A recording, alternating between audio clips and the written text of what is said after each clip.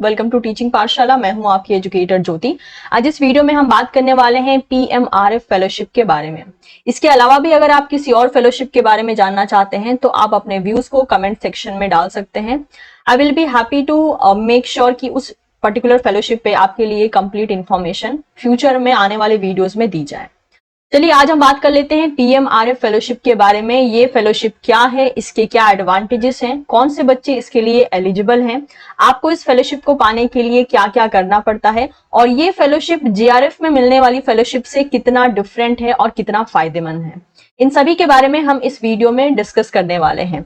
तो वीडियो में एंड तक बने रहें ताकि आपको कंप्लीट इंफॉर्मेशन मिल पाए। मेरे पास जितना भी इंफॉर्मेशन है रिगार्डिंग दिस फेलोशिप वो मैं आपको देने की कोशिश करूंगी और बाकी सारे डिटेल्स के लिए अगर आप इंटरेस्टेड हैं तो आप इनकी वेबसाइट pmrf.in पर विजिट कर सकते हैं। यहाँ पे आपको सारी चीजें मिल जाएंगी।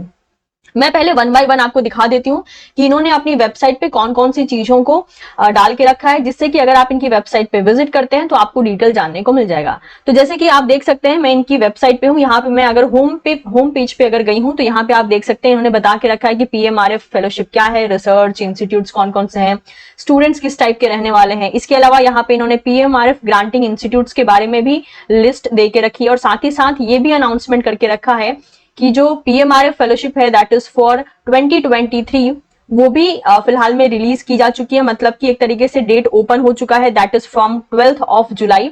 तो जिन बच्चों की एलिजिबिलिटी है उनके द्वारा जो है इस फेलोशिप के लिए जितने भी फॉर्मेलिटीज होते हैं उस फॉर्मेलिटी को जो है आपको समहाउ फुलफिल करना है ताकि आप इस फेलोशिप को अवेल कर सके। लेकिन इसको कैसे अवेल करना है एंड एवरीथिंग हम इस वीडियो में डिस्कस करते हैं।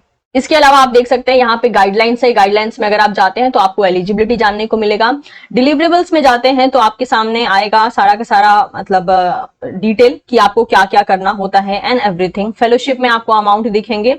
फ्रीक्वेंटली आस्क्ड क्वेश्चन को आप जरूर पढ़िएगा। एक बार आप इनकी वेबसाइट पे विजिट कीजिए और वहां पे जरूर पढ़िएगा कि फ्रीक्वेंटली आस्क्ड क्वेश्चन यानी अभी फिलहाल में बहुत से अलग अलग स्टूडेंट्स के द्वारा किस किस टाइप के क्वेश्चन पूछे गए हैं, ताकि आपको अगर ऐसे क्वेश्चन आपके भी दिमाग में हैं तो आप उसका आंसर यहाँ पे ले सकते हैं। इसके अलावा जो अभी फिलहाल में 2023 के लिए जो इन्होंने रिलीज किया है पीएमआरएफ का नोटिफिकेशन, उसके बारे में भी आपको डिटेल यहाँ पे जानने को मिल जाएगा और इनके कॉन्टैक्ट डिटेल्स यहाँ पर हैं। ग्रांटिंग इंस्टीट्यूट्स में आप देख सकते हैं कौन कौन से इंस्टीट्यूट्स हैं यहाँ पर और साथ ही साथ इंस्टीट्यूट कोऑर्डिनेटर नेम जो है यहाँ पे आपको देखने को मिल जाएगा। यहाँ पर इन्होंने अपने email ID as well as phone number दे के रखा है। तो मतलब जितने कुछ चीजों की आपको जरूरत हो सकती है वो सारी चीजें यहीं पे दे के रखी गई हैं। तो अब हम चलते हैं इनकी डिटेल में, क्योंकि मैंने आपको बता दिया कि कौन कौन से ऑप्शन पे आपको क्या क्या चीजें देखने को मिलेगी। तो चलिए अब डिटेल में डिस्कस कर लेते हैं कि ये फेलोशिप है किस चीज के बारे में। तो चलिए सारी डिटेल्स को हम जानते हैं। जो पीएमआरएफ फेलोशिप है that is a prime minister research fellowship, जिसका कंप्लीट डिटेल आपको इस वेबसाइट पे देखने को मिल जाएगा, जो कि फिलहाल में मैंने आपको विजिट करके दिखाया था। तो ये पीएमआरएफ है क्या? तो पीएमआरएफ फेलोशिप जो है ये बजट 2018 टू 2019 में जो बजट पेश किया गया था उस बजट में ही इसके बारे में मेंशनिंग थी। और ये जो पीएमआरएफ फेलोशिप स्कीम है ये मेनली रिसर्च क्वालिटी को इंप्रूव करने के लिए कुछ हायर एजुकेशनल इंस्टीट्यूट्स में प्रोवाइड किए जाते हैं कुछ डिजायरेबल स्टूडेंट्स को। अब वो स्टूडेंट्स कैसे होते हैं एज वेल एज उनकी एलिजिबिलिटी क्या होती है उसके बारे में भी हम डिस्कस करेंगे। इस फेलोशिप के अकॉर्डिंग आपको बहुत ही अट्रैक्टिव फेलोशिप देखने को मिलती है जो कि बेस्ट टैलेंटेड स्टूडेंट्स को दिए जाते हैं जो कि इनकी क्राइटेरिया को फुलफिल करते हैं। तो चलिए देखते हैं कि जो पीएमआरएफ फेलोशिप है उसमें एक्चुअली में कितने फेलोशिप दी जाती है और ये नॉर्मल जेआरएफ से कितना अलग है। तो जैसे कि आप देख सकते हैं पीएमआरएफ फेलोशिप के अकॉर्डिंग आपको फर्स्ट ईयर में पर मंथ 70,000 रुपीज दिए जाते हैं। ठीक है, this is for per month यानी एक महीने में 70,000। सेकेंड ईयर, क्योंकि जैसे कि आपको पता है पीएचडी आपके लगभग रफली कैलकुलेट किया जाए तो 5 साल के लिए बेसिस पे कैलकुलेट की जाती है। सेकेंड ईयर में अगेन आपको 70,000 पर मंथ मिलता है। थर्ड ईयर में ये 75,000 पर मंथ कर दिया जाता है। फोर्थ ईयर में 80,000 per month and fifth year में अगेन 80,000 पर मंथ कर दिया जाता है। ये है ओवरऑल डिटेल कि आपको फेलोशिप जो है कितनी मिलती है पीएमआरएफ में। और जैसे कि आप देख सकते हैं ये जेआरएफ के अकॉर्डिंग लगभग डबल है। ठीक है, apart from this each fellow would be eligible for research grant of rupees 2 lakhs per year, total of 10 lakhs rupees for the 5 years।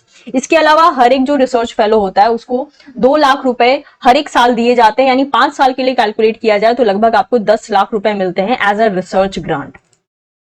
The tenure of fellowship will be till the end of 4th year of PhD for the student from the integrated course and till the end of 5th year of PhD for the BTech और equivalent student. तो depend करता है कि ये fellowship का जो amount है वो कितने लंबे टाइम के लिए दिया जाएगा। जैसे कि मान लीजिए अगर आप इंटीग्रेटेड कोर्स के स्टूडेंट हैं तो आपके लिए 4th ईयर जो आपका पीएचडी का होगा तब तक अप्लाई किया जाएगा, और जो बाकी स्टूडेंट है लाइक बीटेक या इक्विवेलेंट उनके लिए 5th ईयर तक का जो पीएचडी होगा उस टाइम तक आपको ये फेलोशिप दिया जाएगा। For the student selected through the lateral entry channel the PMRF scholarship and obligation will continue only for the remainder of the student stay in the doctoral program. No retrospective payment will be made. और इसके अलावा जैसे कि यहाँ पे इस fellowship के लिए एंट्री लेने के लिए टोटल दो पोर्टल हैं, direct entry as well as lateral entry. तो अगर आप लेटरल एंट्री से अगर आपका एडमिशन होता है या फिर आप कह सकते हो आप as a PMRF fellow choose किए जाते हो, तो ये जो अमाउंट होगा ये तब तक कंटिन्यू होगा जब तक आपके डॉक्टरल प्रोग्राम आप कर रहे हो। ठीक है, इसके अलावा अगर देखा जाए तो industry participating in the PMRF program would be exploring through the CSR funding or otherwise to enable the industry to sponsor fellows. अब अगर देखा जाए तो कौन कौन से इंस्टीट्यूट ये फेलोशिप देते हैं या स्कॉलरशिप देते हैं, पीएमआरएफ जो फेलोशिप है वो कौन कौन से इंस्टीट्यूट ग्रांट करते हैं। तो जितने भी आईआईटीज हैं, आइजर हैं या Indian institute of science that is IISc Bengaluru, और या फिर कुछ सेंट्रल यूनिवर्सिटीज हैं, कुछ एनआईटीज भी हैं जो कि पीएमआरएफ स्कॉलरशिप प्रोवाइड करती है। ओके, इसके लिस्ट में आपके सामने बता देती हूँ। चलिए अब बात कर लेते हैं पीएमआरएफ ग्रांटिंग इंस्टीट्यूट्स कौन कौन से हैं। जैसे कि हो गया Banaras Hindu University, IISc Bangalore, IISER Berhampur, IISER Bhopal, IIT Indore, IIT Jodhpur, IIT Kanpur, IIT Kharagpur, IISER Kolkata, IISER Mohali, IISER Pune, IISER Thiruvananthapuram, IIT Madras, IIT Mandi, IIT Patna, IIT Roorkee, IISER Tirupati, IIT Bhilai, IIT BHU, IIT Bhubaneswar, IIT Bombay, IIT Delhi, IIT Dhanbad, IIT Gandhinagar, IIT Goa, IIT Guwahati, IIT Hyderabad. इसके अलावा IIT Ropar, IIT Jammu, IIT Palakkad, IIT Tirupati, उसके अलावा Jamia Millia Islamia, Jawaharlal Nehru University, National Institute of Technology Tiruchirappalli, University of Delhi, University of Hyderabad, Aligarh Muslim University. ये सारी की सारी जो मैंने आपके सामने इंस्टीट्यूट्स को रखा है ये सब के सब पीएमआरएफ ग्रांटिंग इंस्टीट्यूट्स हैं। ठीक है, तो चलिए हम अब एलिजिबिलिटी क्राइटेरिया के बारे में बात कर लेते हैं। टोटल 2 चैनल के थ्रू जो है आप अप्लाई कर सकते हैं। पहला है डायरेक्ट एंट्री चैनल और दूसरा है लेटरल एंट्री चैनल। पहले हम देख लेते हैं डायरेक्ट एंट्री चैनल में क्या बोला गया है। आपको दोनों में से किसी भी एक चैनल से आप अप्लाई कर सकते हैं और यहाँ पे मल्टीपल इन्होंने क्राइटेरिया देके रखा है, उनमें से कोई भी एक क्राइटेरिया अगर आप फुलफिल करते हैं तो आप एलिजिबल हैं। तो डायरेक्ट एंट्री में मेनली वो स्टूडेंट्स चले आते हैं जो कि मान लीजिए अभी फाइनल ईयर में हैं या जस्ट मास्टर उन्होंने क्लियर किया है या फिर वो कहीं पीएचडी में एडमिशन ले चुके हैं। ठीक है, तो जैसे कि आप देख सकते हैं यहाँ पे सबसे पहला क्राइटेरिया है, this is a first criteria, कि अगर आप मान लीजिए ऐसे स्टूडेंट हैं जो कि अपना मास्टर कंप्लीट कर चुके हैं या फिर परस्यू कर रहे हैं, और परस्यू कर रहे हैं तो आप फाइनल ईयर के स्टूडेंट है ऑफ 4 और 5 ईयर अंडर ग्रेजुएट डिग्री या फिर 5 ईयर इंटीग्रेटेड एमटेक डिग्री या 2 ईयर एमएससी या फिर 5 year under graduate post graduate dual degree program in science and technology stream. Make sure ये जो स्कॉलरशिप है ये सिर्फ साइंस एंड टेक्नोलॉजी स्ट्रीम के लिए ही है, इसी डिपार्टमेंट के बच्चे इसके लिए अप्लाई कर सकते हैं। तो अगर आपका इनमें से कोई भी क्राइटेरिया अगर फुलफिल हो रहा है, अगर आप फाइनल ईयर स्टूडेंट है या फिर आप जस्ट कंप्लीट कर चुके हैं फ्रॉम साइंस एंड टेक्नोलॉजी, लेकिन इंस्टीट्यूट कौन कौन से होना चाहिए, मतलब आपका किस इंस्टीट्यूट से ये मास्टर डिग्री कंप्लीट होना या फिर परस्यू करना जरूरी है, that is from IISc, IIT, NITs, आइजर, IIEST या फिर सेंट्रल फंडेड आईआईटीज, इनके थ्रू आपका मास्टर करना जरूरी है, तभी आप फर्स्ट वाली कैटेगरी में आते हैं। और साथ ही साथ आपका जो है सीजीपीए 8 होना चाहिए आउट ऑफ 10 स्केल, ये है पहला क्राइटेरिया। लेकिन मान लीजिए अगर आपके पास सब कुछ है, मतलब यहां से लेकर यहां तक जो डिग्री इन्होंने मांगी है सब कुछ है, लेकिन आप किसी आइजर, आईआईटी, एनआईटीज या आईआईएससी में आपने जो है ये डिग्री नहीं की है, आपने किसी अदर इंस्टीट्यूट से किया है, तब क्या? तो सब कुछ सेम रहेगा। आप देख सकते हैं यहाँ पे सब कुछ सेम क्राइटेरिया है, लेकिन आपने क्या किया है, you have completed all these things from institute or university recognize in India but not in covered that is in first a above. यानी ये जो इंस्टीट्यूट है आपने यहां से अपने मास्टर्स कंप्लीट नहीं किए हैं या फिर आप यहां से अपने मास्टर को परस्यू नहीं कर रहे हो, आप किसी अदर इंस्टीट्यूट या यूनिवर्सिटी से कर रहे हो जो कि ऑलरेडी इंडिया में रिकॉग्नाइज्ड है। ठीक है, जैसे मान लीजिए मैं किसी और इंस्टीट्यूट से कर रही हूँ लेकिन वो इंस्टीट्यूट इस लिस्ट में नहीं आता है, बट मैं यहाँ पे सारी चीजों के लिए मैं एलिजिबल हूँ, देन मैं सेकंड क्राइटेरिया में चले जाऊंगी। लेकिन इसमें भी देखिए कुछ शर्तें हैं, जैसे कि अगर आपकी कोई और यूनिवर्सिटी है या कोई और इंस्टीट्यूट है इनको छोड़ के, लेकिन बाकी सारा क्राइटेरिया देखिए फुलफिल है कि आपका फाइनल ईयर का स्टूडेंट होना जरूरी है या फिर आपने मास्टर कंप्लीट कर लिया हो। लेकिन इसके साथ साथ जरूरी है कि आपका 8 पॉइंट स्केल हो आउट ऑफ 10। इसके अलावा आपके पास आपने 650 स्कोर करके रखा हो इन योर गेट एग्जाम, या फिर आपका जो ऑल इंडिया रैंकिंग है वो होना चाहिए under 100 in case of CSIR और UGC नेट, या फिर आपके पास होना चाहिए NBHM का फेलोशिप। यानी आपका मास्टर कंप्लीट करना या मास्टर परस्यू करना, मतलब लास्ट ईयर के आप स्टूडेंट हैं वो, प्लस जितने भी आपने अभी तक सेमेस्टर कंप्लीट किया है उसमें आपके 8 ग्रेड होना चाहिए आउट ऑफ 10, और उसके साथ आपका 650 स्कोर होना जरूरी है गेट के एग्जाम में। और अगर मान लीजिए आपने गेट नहीं किया है तो आपका अंडर 100 में रैंकिंग आना जरूरी है इन CSR UGC। और मान लीजिए अगर आपका CSR UGC भी आपने क्लियर नहीं किया है तो आपके पास NBHM का फेलोशिप होना चाहिए। मतलब कि आपके फाइनल ईयर या कंप्लीटेड होने के बावजूद भी, आपका मास्टर कंप्लीट हो या फिर फाइनल के स्टूडेंट हो, उसके साथ साथ आपको ये या फिर ये इन तीनों में से कोई एक फेलोशिप होना जरूरी है या कोई एक क्राइटेरिया फुलफिल होना जरूरी है। ठीक है, नेक्स्ट देखते हैं। एक और यहाँ पे इन्होंने थर्ड ऑप्शन भी दिया है। टोटल कितने होगा, ये हो गया सेकंड ऑप्शन जिसके थ्रू आप कर सकते हैं। मतलब मान लीजिए अगर ये आपका फुलफिल नहीं होता है तो आप इसके लिए जा सकते हैं, और ये भी अगर फुलफिल नहीं होता है तो थर्ड ऑप्शन आपके पास है कि आपका सिर्फ गेट क्वालिफाई होना ही काफी, इसमें अब आपको स्कोर नहीं चाहिए। ये है थर्ड क्राइटेरिया। इसके अकॉर्डिंग आपका जो है एमटेक या MS कंप्लीट होना चाहिए, या फिर आप परस्यू भी कर सकते हैं bye research eight one of the PMRF granting institute with at least 8 point out of 10 point scale. और आपका लगभग जो है एप्लीकेशन के टाइम पे 4 कोर्स वर्क कंप्लीट होना चाहिए। तो तीसरा क्राइटेरिया क्या है कि मान लीजिए जो पिछले 2 क्राइटेरिया उसको आप फुलफिल नहीं करते हैं, तो तीसरा क्राइटेरिया है कि आपका गेट क्वालिफाई होना जरूरी है। एंड अपार्ट फ्रॉम दिस आपका एमटेक या MS करना जरूरी है, जो कि आप बाय रिसर्च कर रहे हो from one of the PMRF granting institute. अभी तक का आपका जो पॉइंट होना चाहिए वो 8 स्कोर होना चाहिए ऑल ऑफ टोटल, और आपने लगभग 4 कोर्स वर्क को कंप्लीट करके रखा हो। ये हो गए एलिजिबिलिटी क्राइटेरिया। तो हम किसके बारे में बात कर रहे थे, हम बात कर रहे थे फर्स्ट पॉइंट के बारे में, जिसमें मेंशन था the applicant should have satisfied one of the following criteria in preceding 3 years from the date of submission of the application. जब आप एप्लीकेशन सबमिट करोगे उससे 3 साल पहले तक की क्राइटेरिया अगर देखी जाए तो ये सब इन तीनों में से कोई भी एक होना चाहिए। नेक्स्ट जो मतलब यहाँ पे रूल है कि और क्या होना चाहिए, क्योंकि फर्स्ट पॉइंट में इन्होंने 3 क्राइटेरिया दिए हैं। सेकंड पॉइंट में क्या बोला है, they apply for PhD program in one of the PMRF granting institute and get selected in the program. तो जितने भी मैंने PMRF ग्रांटिंग इंस्टीट्यूट आपको दिखाए हैं उनमें से किसी भी एक PMRF ग्रांटिंग इंस्टीट्यूट में आपका PhD में एडमिशन होना जरूरी है। क्योंकि लेट मी टेल यू, ये जो फेलोशिप है ना, इसके लिए आपका इंस्टीट्यूट अप्लाई करता है, और वो जो इंस्टीट्यूट है वो one of the PMRF granting institute होना जरूरी है। जैसे मान लीजिए आपका IIT दिल्ली में एडमिशन हो गया, तो IIT दिल्ली में अगर एडमिशन हो गया तो आप IIT दिल्ली जो है वहां पे जो आपके मेंटर होंगे उनके थ्रू आप PMRF के लिए अप्लाई करोगे। इस तरीके से होता है। मतलब जो अगर आप PMRF ग्रांटिंग इंस्टीट्यूट में नहीं है according to the direct entry, तो फिर अप्लाई करना मुश्किल होगा, जिसके बारे में हम लेटरल एंट्री में बात करेंगे। The PMRF granting institute which has admitted the student in PhD program make a strong recommendation. जिस PMRF ग्रांटिंग इंस्टीट्यूट ने आपको एज अ PhD स्कॉलर लिया है उनकी तरफ से एक स्ट्रॉन्ग रिकमेंडेशन आना चाहिए, और सारा का सारा रेलेवेंट इन्फॉर्मेशन जो है PMRF वेब पोर्टल पे आपके जो PMRF ग्रांटिंग इंस्टीट्यूट है उसके द्वारा अपलोड करना चाहिए। स्टूडेंट को उसी इंस्टीट्यूट में एडमिशन लेना पड़ेगा जहां पे वो सेलेक्ट होगा अपने PMRF फेलोशिप के लिए। वो बीच में जो है उसे चेंज नहीं कर सकता है। और इतना ही नहीं, लगभग जो है मतलब 12 से 18 मंथ में, आपके एडमिशन होने के 12 से 18 मंथ में जब आप PhD के लिए एडमिशन ले लोगे अंडर द PMRF फेलोशिप, तो उस टाइम पे आपका जो परफॉर्मेंस है वो भी जज किया जाएगा। अगर आपका परफॉर्मेंस अप टू डेट नहीं है तो ये भी हो सकता है कि ये फेलोशिप आपकी कैंसिल कर दी जाए, और अगर आपका जो परफॉर्मेंस है वो सेटिस्फैक्टरी रहा तो ये फेलोशिप कंटिन्यू होगी। इसके अलावा आपको इस चीज पे भी जज किया जाएगा, ये रिस्ट्रिक्टेड नहीं है बट ऑप्शनल है, बट जज किया जा सकता है। लाइक रिसर्च एक्सपोजर, आपका पब्लिकेशन अभी तक कितना है, आपका इंटरनेशनल कंपटीशन में परफॉर्मेंस कैसा रहा है, साथ ही साथ आपका जो रिकमेंडेशन लेटर होगा एज वेल एज आपके ग्रेड होंगे, इसके बेसिस पे भी आपको जज किया जाएगा। तो ये थी कहानी डायरेक्ट एंट्री की। अब बात करते हैं लेटरल एंट्री किनके लिए है और कौन कौन से बच्चे इसके लिए एलिजिबल हैं। तो पहला यहाँ पे ऑप्शन है, the candidate should be pursuing PhD in one of the PMRF granting institute. किसी भी PMRF ग्रांटिंग इंस्टीट्यूट से आपका PhD परस्यू करना जरूरी है। Further he or she should have completed at most 12 month in the PhD program if he or she join program with a master degree. अगर आपने master degree के साथ PhD join किया है तो उस टाइम पे आपका PhD को 12 महीने कंप्लीट होना जरूरी है, तभी आप अप्लाई कर सकते हैं। या फिर should have completed 24 month in PhD program if he or she join PhD with the bachelor degree.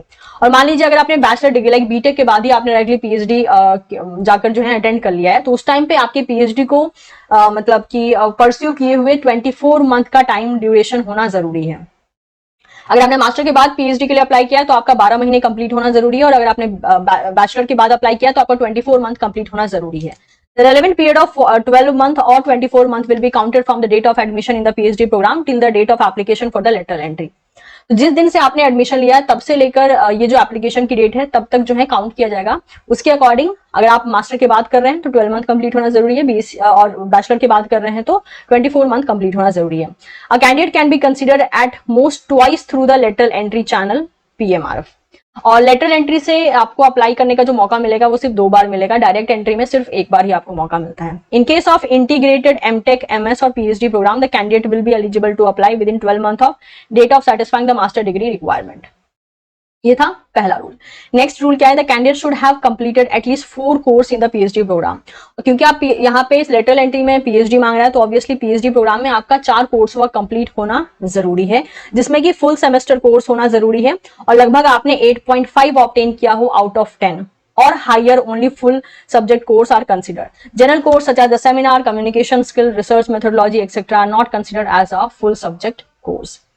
Next third option देखिए, द PMRF granting institute in which the student is enrolled makes a strong recommendation for the candidates and upload the relevant information in the PMRF web portal. This includes the research proposal, soft copy of publication which could include all under submission.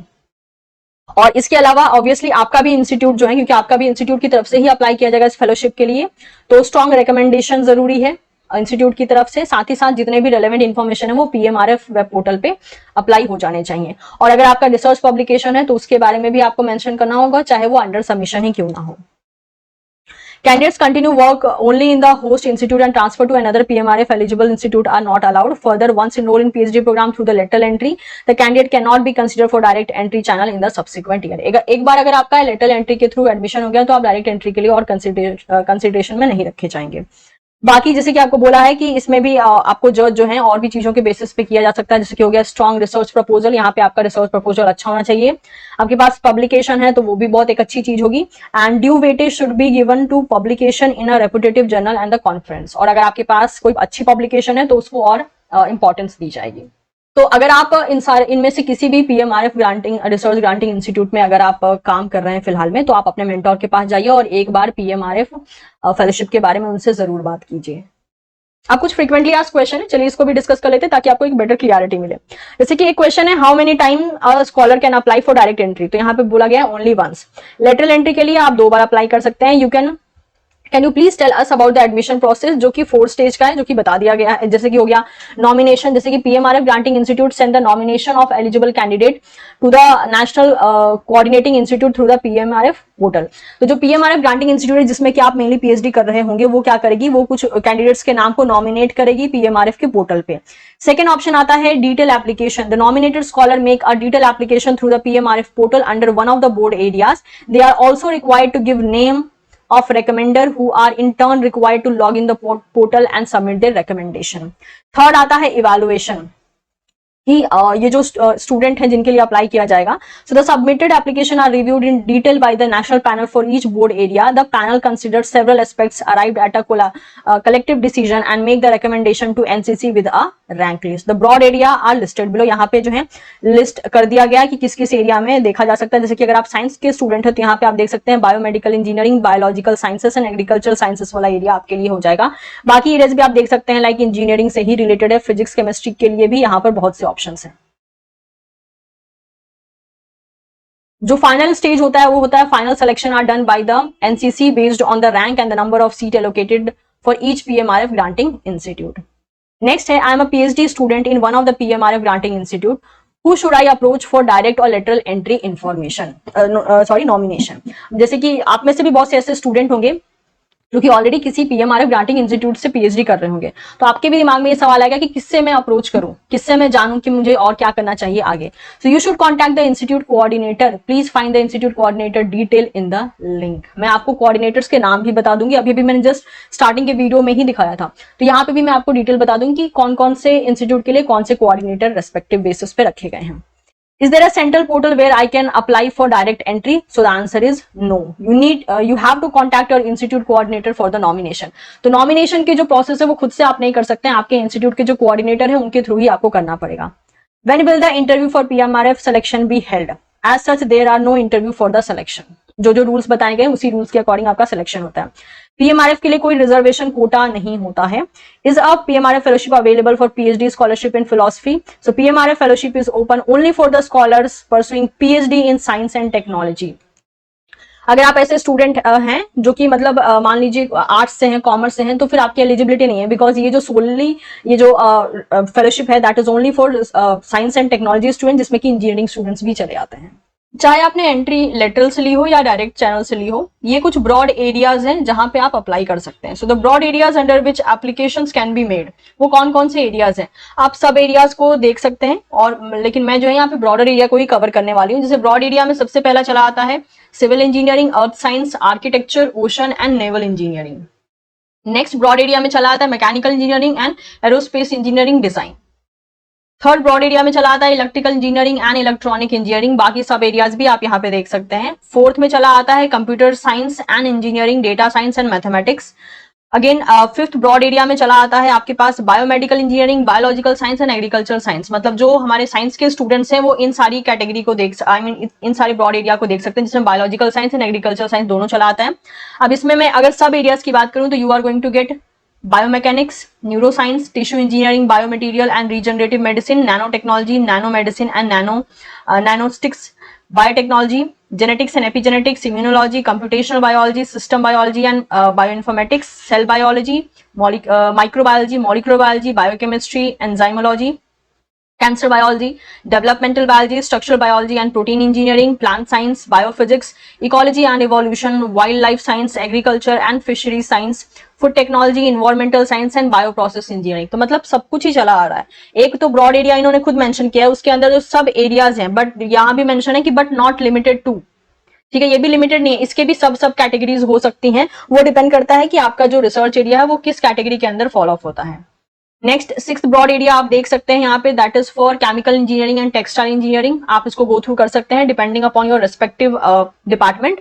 Seventh broad area है material science and metallurgical engineering, mining engineering and next broad area है physics, जिसके बारे में इन्होंने sub category नहीं दी है। And the last one is chemistry, sub area भी यहाँ पर मेंशन है। ओके एंड सबसे लास्ट जो है वो है interdisciplinary area in the science and engineering. इसमें भी आपको बहुत कुछ देखने को मिल सकता है जो कि अबव पोर्शन में मेंशन नहीं किया गया है। तो ये सारे वो ब्रॉड एरियाज हैं जिसमें कि आपके एप्लीकेशन को एक्सेप्ट किया जाएगा for your PhD program. Okay तो जैसे कि आप कॉन्टैक्ट लिस्ट में अगर जाएंगे पीएमआरएफ की वेबसाइट पे जाकर, तो यहाँ पे आप देख सकते हैं अलग अलग कोऑर्डिनेटर के नाम।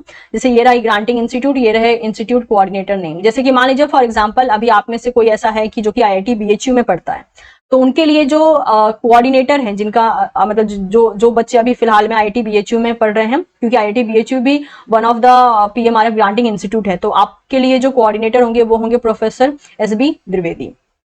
सेम गोज विथ मान लीजिए अगर आप आईआईटी दिल्ली में काम कर रहे हैं और वहां से जो है आप अप्लाई करना चाहते हैं, तो आपको जो है किससे कोऑर्डिनेट करना पड़ेगा, प्रोफेसर धन्या सीटी से। या फिर मान लीजिए अगर आप आईआईटी गांधीनगर में हैं तो आपको जाना पड़ेगा प्रोफेसर अर्पण भट्टाचार्य के पास, जो कि इंस्टीट्यूट के कोऑर्डिनेटर हैं। तो इसी तरीके से आप देख सकते हैं आप में इनमें से किसी भी ग्रांटिंग इंस्टीट्यूट में एज अ पीएचडी स्कॉलर काम कर रहे हैं, सबके यहाँ पे जो कोऑर्डिनेटर है उनके नाम यहाँ पर मेंशन कर दिए गए हैं। तो आप इनको एक बार गो थ्रू कीजिए डिपेंडिंग कि आप किस इंस्टीट्यूट में फिलहाल में अभी पीएचडी कर रहे हैं। तो ये था complete detail regarding the PMRF fellowship. इसके अलावा गाइज 2023 के लिए भी इनका जो पीएमआरएफ पोर्टल है वो ओपन हो चुका है।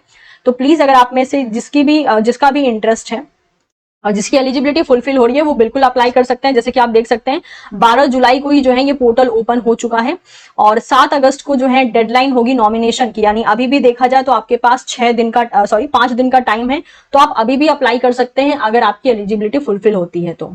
बाकी आप देख सकते हैं 11 अगस्त को PMRF portal open for applicant, nominated applicant will be given login instruction on email. 18 अप्रैल को सबमिशन का डेडलाइन होगा for the applicant. Okay and 23 अगस्त को deadline for the recommendation to submit the recommendation in the portal. अब ये सारी चीजें यहाँ पे मेंशन कर दी गई हैं। ये है साइकिल 11 एडमिशन। तो अगर आप इंटरेस्टेड होते हैं तो आप इसको डिटेल में गो थ्रू कर सकते हैं इस वेबसाइट पे विजिट करके। साथ ही साथ आपके इंस्टीट्यूट के जो कोऑर्डिनेटर हैं उनके कांटेक्ट में आइए और उनसे बाकी सारे प्रोसेस के बारे में आप जान सकते हैं। वीडियो इन्फॉर्मेटिव लगा हो तो आप इसे अपने दोस्तों के साथ जरूर शेयर करें and don't forget to subscribe teaching Pathshala for more such useful updates. Thank you so much everyone. मिलना होगा बहुत ही जल्द आपसे एक आने वाले नेक्स्ट वीडियो में।